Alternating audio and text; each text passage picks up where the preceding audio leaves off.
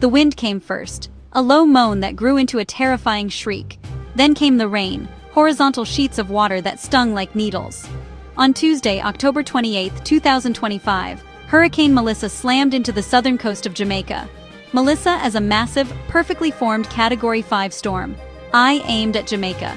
Not just a storm, one of the most powerful hurricanes ever recorded in the Atlantic. It made landfall as a catastrophic Category 5 hurricane, a designation reserved for the most destructive storms imaginable. Its maximum sustained winds were a staggering 185 miles per hour, a force of nature that few structures were prepared to withstand, and even fewer souls were prepared to withstand. This was not a storm that merely passed through. It reshaped landscapes and lives in hours. Hurricane Melissa did not begin as the monster it became. It started as a tropical wave. Tropical waves are common in the Atlantic during hurricane season. But what happened next was anything but common. The storm underwent two distinct and terrifying periods of rapid intensification. Rapid intensification is when a hurricane's winds increase dramatically in a very short time. In one 24-hour period, Melissa's winds exploded from 70 miles per hour, a minimal hurricane, to 140 miles per hour, 140 miles per hour, a powerful Category 4. This stunning leap left coastal communities with precious little time to prepare. A storm that seemed manageable one day became a historic threat the next. The fuel for this explosive growth was the ocean itself. The Caribbean Sea in Melissa's path was abnormally warm. Climate Central data showed ocean surface temperatures about 2.5 degrees above the long-term average. That excess heat acts like high-octane fuel, powering the hurricane's engine and speeding organization and strengthening. This link between warmer oceans and stronger storms is a major research focus. No single event is solely attributed to climate change, but the trend is undeniable. When Hurricane Melissa made landfall on Jamaica's southwestern coast, it was a collision between an unstoppable force and vulnerable communities. The parish of St. Elizabeth, known for its fishing villages and agricultural heartlands, bore the initial and most ferocious brunt of the storm. The 185 miles per hour winds did not just damage buildings, they obliterated them. Homes were torn from their foundations, roofs were peeled away like can lids. Structures that had stood for generations were reduced to splintered piles of rubble in minutes. Survivors described the wind as a constant, deafening freight train that never passed, accompanied by the horrifying sounds of trees snapping and buildings collapsing all around them. The wind was only one part of the assault. A massive storm surge, a wall of seawater, hit the coast. The National Hurricane Center predicted a surge of 9 to 13 feet. In low-lying coastal areas, this proved to be a fatal blow. Saltwater inundated homes, businesses, farmland, sweeping away everything and contaminating freshwater supplies. Compounding this was torrential rain. Forecasts predicted 20 to 30 inches in some areas. Rivers and drainage systems were quickly overwhelmed, triggering widespread flash flooding and deadly landslides in the hilly interior. Roads and bridges, the island's arteries, were washed away or blocked by mountains of debris, making emergency access nearly impossible. The impact on infrastructure was catastrophic. The power grid was an early casualty, with reports indicating 77% of the island without electricity. Communication systems failed. Cell towers toppled, fiber optic lines severed, making it impossible to call for help or assess the full extent of the damage. As structural engineering expert Jim Chen stated, "I don't think any structure is designed for that wind load, especially a residential one." His words underscore that many homes and buildings stood no chance. The storm exposed deep vulnerability in critical infrastructure, power plants, water treatment facilities, hospitals, food supply depots. Jamaica was not just hit by a storm, its ability to function was crippled, setting the stage for a long and incredibly challenging recovery. Behind the staggering statistics of wind speed and storm surge lies the profound human tragedy of Hurricane Melissa. The storm was a killer. Across the Caribbean, the death toll began its grim climb as soon as the winds subsided enough for rescuers to venture out. In Haiti, which was lashed by the storm's powerful outer bands, at least 25 people were reported dead. One southern coastal town was particularly devastated, with 20 of those deaths occurring when severe flooding caused dozens of homes to collapse, burying families inside. In Jamaica, the epicenter of the storm's fury, at least 8 deaths were confirmed in the immediate aftermath, with many more people reported missing. These numbers only hint at the personal stories of loss. They represent families torn apart, parents mourning children, and communities grieving for their neighbors. For every confirmed fatality, there were countless stories of near misses and harrowing survival. Fishermen who were unable to secure their boats watched as their livelihoods were smashed to pieces by the pounding surf. In Jamaica alone, more than 25,000 people were forced to flee their homes, packing into official shelters set up in schools, churches, community centers. The psychological trauma is immense. Fear, loss, and uncertainty leave deep scars that will last long after the debris is cleared.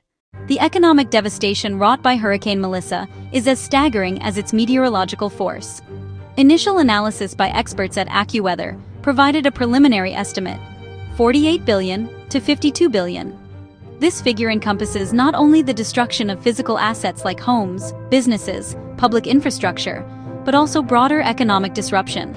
Lost agricultural output, crippled tourism industries, immense cleanup and rebuilding costs. The storm's winds and flooding systematically dismantled essential systems, power grids down, roads and ports damaged, paralyzing the movement of people and goods. Repairing and rebuilding will require enormous capital investment: bridges, communication networks, water treatment plants, government buildings. Tourism, the lifeblood of many Caribbean economies, will suffer for months, if not years, with widespread unemployment in the hospitality sector. For a country like Jamaica, sourcing funds will be a monumental challenge, likely requiring significant international aid and long-term borrowing that strains the national budget. Insurance will cover a fraction of the losses, leaving many homeowners and small businesses with no financial recourse. While Jamaica bore the brunt of Hurricane Melissa's Category 5 fury, its destructive influence extended far across the northern Caribbean. The storm left a trail of damage and despair across multiple nations. Before it reached peak intensity, Melissa's sprawling outer bands and heavy rain had already caused chaos. Haiti was hit hard by the early rains and flooding. In Haiti, the floods proved particularly deadly. The Dominican Republic also suffered serious flooding and disruption. Homes collapsed in a southern coastal town. At least 20 people were killed in that collapse. After carving its path across Jamaica, Melissa continued northward, weakened but still dangerous. Authorities rushed to evacuate tens of thousands from low-lying coastal areas. The path then took Melissa near the Turks and Caicos, and parts of the Bahamas were also affected. Even as it weakened, Melissa brought strong winds, pounding surf, significant rainfall, power outages, and infrastructure damage far from the eye. Coastal erosion was severe. Local livelihoods like fishing suffered major losses. By Thursday, Melissa was moving toward Bermuda as the regional toll came into focus. It became a multi-nation crisis. In the wake of such widespread devastation, the international community began to mobilize. As images and reports of the catastrophe spread, governments and aid organizations started coordinating a massive response effort to support the affected Caribbean nations. The immediate priorities were clear: search and rescue for the missing, delivery of life-saving supplies to survivors. The United States, through the State Department, directed support for Jamaica, Haiti, Cuba, the Bahamas, and the Turks and Caicos, reflecting the regional scale of the disaster. This international effort involved partnerships between governments, the World Food Program, UNICEF, and a vast network of NGOs such as the Red Cross. Early aid focused on bottled water, non-perishable food, and medical supplies to treat the injured and prevent outbreaks. Hygiene kits, tarps and tents, and water purification systems were among the first items dispatched. Logistics posed formidable challenges, with airports damaged, ports clogged by debris, and roads impassable. Reaching those most in need was difficult. First responders navigated washed-out bridges and debris-choked streets. In some areas, helicopter airdrops became the only option.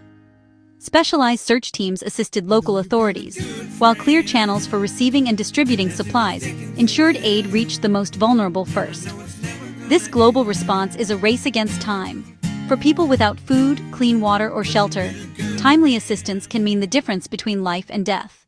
The immediate emergency response is only the first step on what will be an incredibly long and difficult road to recovery for the Caribbean. Once life-saving needs like food and water are met, the monumental task of rebuilding begins, fraught with immense challenges. Clearing millions of tons of debris from roads, towns, and waterways will take months and require heavy equipment, some of it damaged. Restoring basic services is paramount. with 77% of Jamaica blacked out at peak. Parts of the grid will need near-total rebuilding. Clean water and sanitation must be restored swiftly to prevent typhoid, cholera, and other outbreaks. The $48.52 billion in losses will squeeze budgets as revenues from tourism and agriculture decline. Many households and small businesses lack insurance and will depend on government aid or credit in a tough economy. Finally, recovery must focus on resilience, stronger codes, elevated critical facilities, and modernized, durable power grids. These measures require planning, funding, and political will, but protect lives and livelihoods. The temptation to rebuild quickly and cheaply is strong, but that leaves communities vulnerable to the next hurricane. The heartbreaking devastation left by Hurricane Melissa is a powerful and urgent call to action. The immediate focus must be on the humanitarian crisis at hand. The survivors need our help now: clean water, food, medical care, and safe temporary shelter. We must support heroic responders and ensure aid flows quickly and efficiently, without logistical or bureaucratic delays. As we address immediate needs, we must plan for a smarter, more resilient recovery. Rebuilding should not recreate past vulnerabilities. Governments and partners must commit to building back better, investing in infrastructure that can withstand future storms, and enforcing updated building codes for homes and businesses. Bury power lines where feasible, reinforce bridges, and design drainage systems for more intense rainfall. Work with nature, protect and restore mangrove forests, coral reefs, and coastal wetlands, powerful, affordable barriers against surge and waves. Ultimately, Melissa is a warning. Rapidly intensifying catastrophic storms are a clear symptom of a warming planet. While we help the Caribbean rebuild, the world must accelerate action on climate change. The people of the Caribbean are on the front lines of a crisis they did little to create. Their future, and ours, depends on shared commitment to recovery and resilience, and taking meaningful action to create a more stable climate for generations to come. The time to act is now.